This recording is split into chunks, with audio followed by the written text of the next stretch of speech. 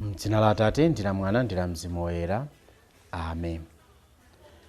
Ndakulandiraniso lero mu programu ina yosinkhasinkha za mawu a Mulungu pano pa Tiyankhuleni Ambuye.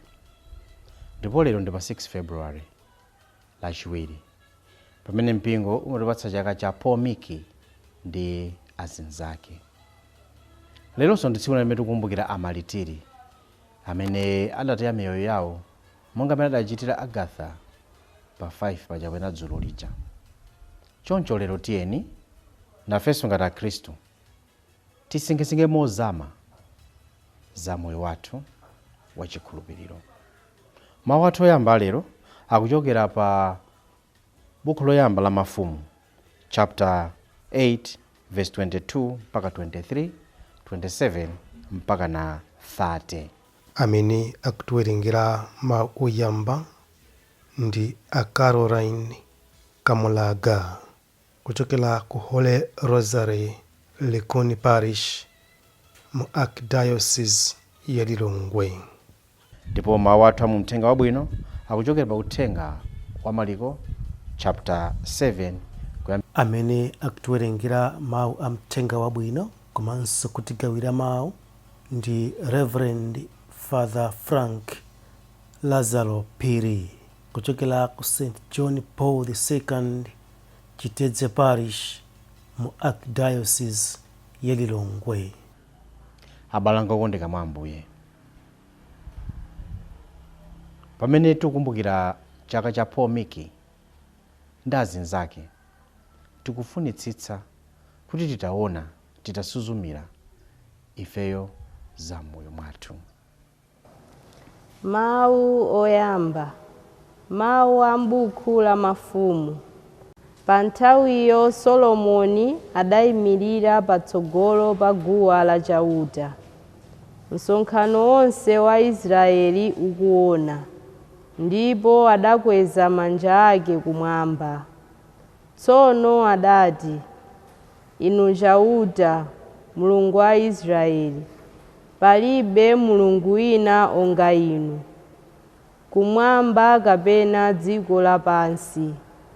Mumasunga chipangano ndi kuonetsa chikondi chosasinthika kwa atumiki anu amene amayenda pamaso panu ndi mtima wawo wonse. Kodi Mulungu angakhale nawodi pa dziko lapansi?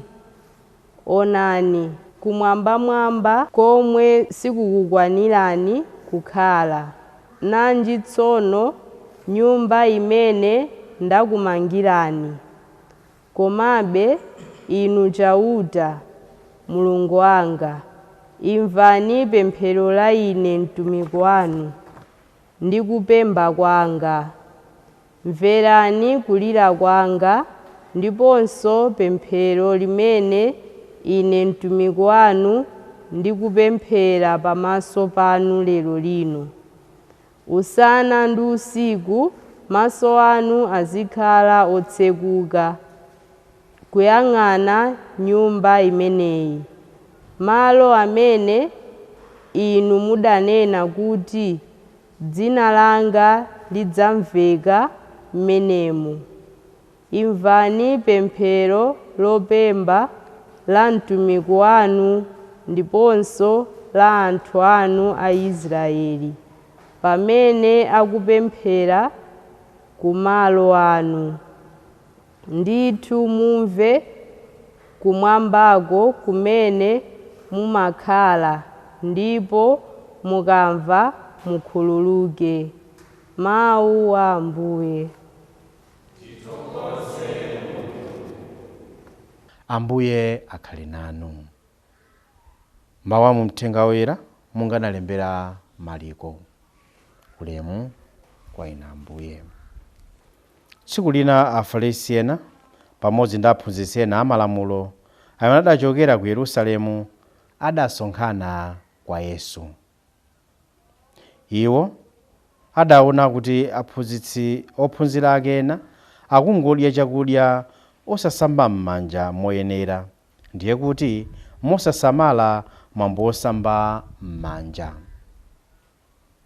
Pajatu Afarisi ndi Ayuda ena onse sankadya asanasambe m'manja mwa njira yoyenera. Amatere kuti asunge mwambo wa makolo. Ndipo akachoka kumsika sankadya osasamba m'manja.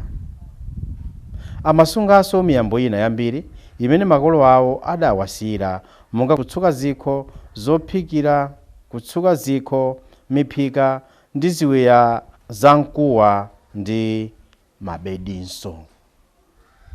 Choncho Afarisi ndi ophunzira amalamulo aja adafunsa Yesu kuti, "N'chifukwa chiyani ophunzira anu sasunga mwambo wa makolo, koma amangodya chakudya osasamba m'manja moyenera?"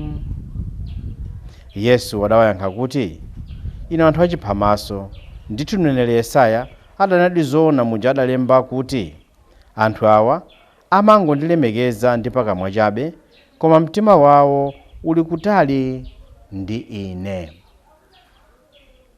Amandipembedza inde, koma kupembedza kwawoko nkopanda phindu, chifukwa zimene amaphunzitsa ngati zophunzitsa zenizeni ndi malamulo a anthu chabe."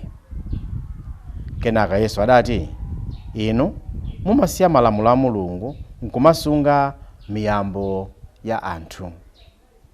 Tsono popitiriza mawu Yesu adati, "Koma ndiye muli ndi njira yanu yochenjera yosira malamulo a Mulungu kuti musunge miyambo yanu. Paja Mose adalamula kuti, lemekeza atate yako ndi amayi yako, ndiponso kuti wonyoza atate yake kapena amayi yake aphedwe basi. Koma inu mumati, munthu akauza atate yake kapena amayi yake kuti, zimene ndidakakuthandizani nazozi zasanduka korobani, ndiye kuti zoperekedwa kwa Mulungu, ameneyo sasowanso kuwathandiza atate yake ndi amayi yake. Pakutero mawu a Mulungu inu mwawasandutsa achabechabe chifukwa cha mwambo wanu umene mumasiyirana, ndipo mumachita zinanso zambiri zotere." Mthenga wa Ambuye. Ulemu kwa inu Ambuye Yesu Khristu. Lero tili ndi mwayi winanso osinkhasinkha za Paul Miki ndi azinzake. Paul Miki timamukumbukira kwambiri chifukwa cha moyo wake.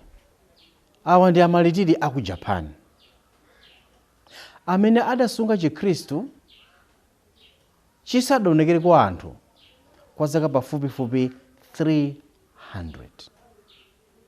Taganizani, kuchisunga Chikhristu chisadaonekere kwa anthu chifukwa amaopa zina ndi zina kwa zaka 300. Ndipo pamene adazindikirika Paul Miki ndi anzake 25 amene ena anali ansembe, ena anali mabrother, ena anali akhristu eni ake, adaphedwa posunga Chikhristu. Anaphedwa chifukwa cha Chikhristu. Adalira kutaya moyo chifukwa cha Yesu Khristu. Kalimene achikira Agatha dzulo lija, Paul Miki ndi azinzake anachita chimodzimodzi. Koma chimene chimatikhudza kwambiri ndi chaka cha Paul Miki ndikunena kuti anthu anasunga Chikhristu osala kuti chife 300 years. Kuchisunga Chikhristu kuti chisafe for 300 years. Ifeyo timalephera kusunga Chikhristu chathu. Ifeyo timalephera kuwathandiza ena kuti atithandize. Ifeyo timalephera mwina ngakhale kuti tinthu tiwiri titatu tokha tokuza ndi chimoyo wathu wa Chikhristu titisunge. Taganizani, lero lino anthu tikulephera kusunga khale malamulo a Mulungu. Usapembedze mulungu wina koma ine ndekha. Lamulo lophweka lero usapembedze mulungu wina koma ine ndekha, kulephera kulisunga. Usachule pachabwe dzina la Ambuye mulungu wako, kulephera kulisunga. Lemekeza atate ako ndi amayi ako, kulephera kulisunga. Koma anzathu adachisunga Chikhristu pa nthawi ya masautso for 300 years. Watu lero ndisolo lisingesinge mozama kwambiri za Chikhristu chathu. Kuti Chikhristu chathu ndi malaya, kuti timavala ndi kuvula. I think ambiri ife ndi chonchodi. Chikhristu chidangosanduka malaya amene timavala ndi kuvula. Chikhristu chidangosanduka chionetsero basi, nothing else koma chionetsero. Kuvala mwina kulona, kuvala salu zampi kuti anthu andione basi. Pamene katikati mwanga palibepo kanthu. We are empty inside. Anzathu anachisunga Chikhristu for 300 years. Monga amene Aisraeli adasungira bokosi la chipangano chawo ndi Mulungu 40 years kudutsa mu chipululu. Lero mawu amba ajatuza kuna kuti Solomoni ndi Aisraeli aja akubweretsa bokosi la malamulo lija kupititsa ku nyumba ya Mulungu. Akutsira nsembe kukondwera kuna kuti bokosi la Mulungu lija komanso msonkhano chihema cha chimsonkhano chija zikupereka malo ake okhala oyenera. Ife timalephera ngakhale kusesa nyumba ya Mulungu.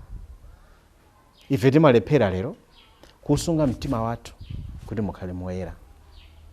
Tiyati isuzumene zimene zadzaza m'mitima mwathu lero tikozatu kukhumudwa. Tikozaona kuti antikoza khalira mchali chimoja pakati pa nsembe ya misa, koma mtima wathu, maganizo athu onse ali kutali. Enaso apanga commit murder mchali chimomwemo, koma chonse ali pa nsembe ya misa.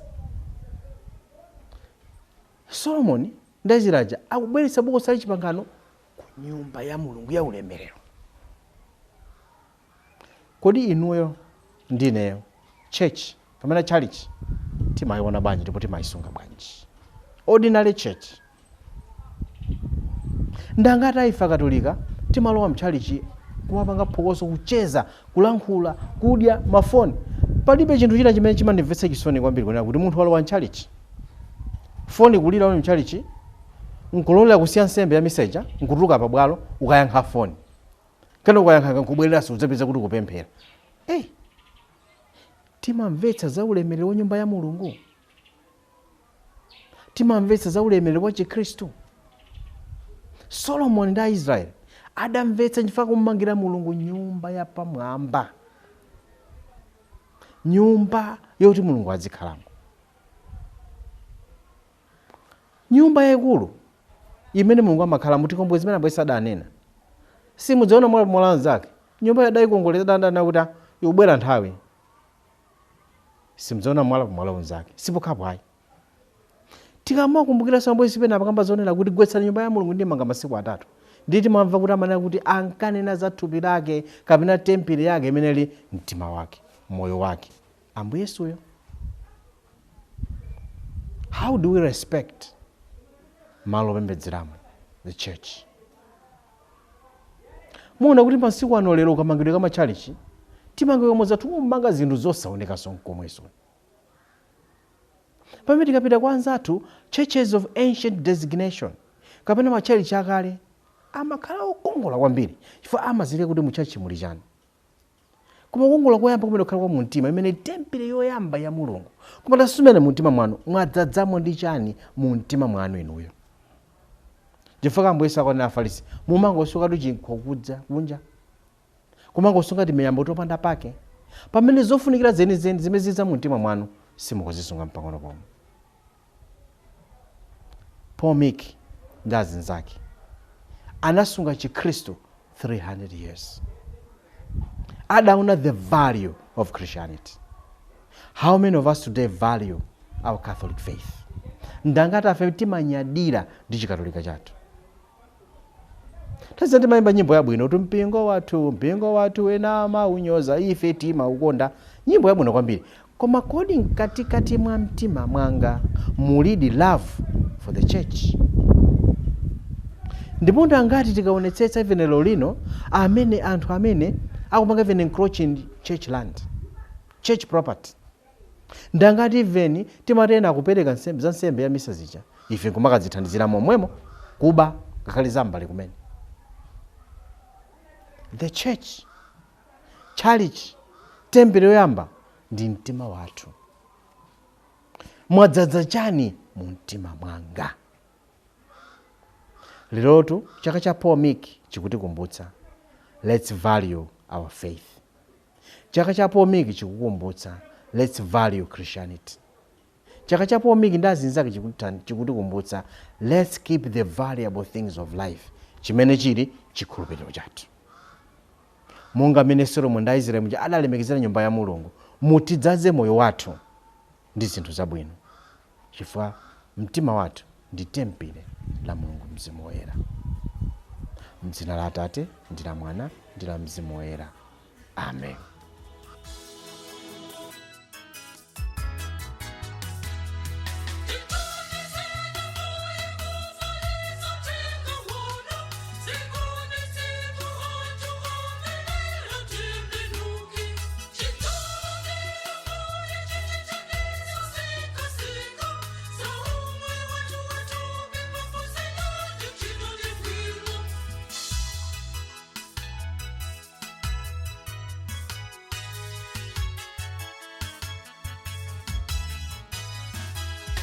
Yeah.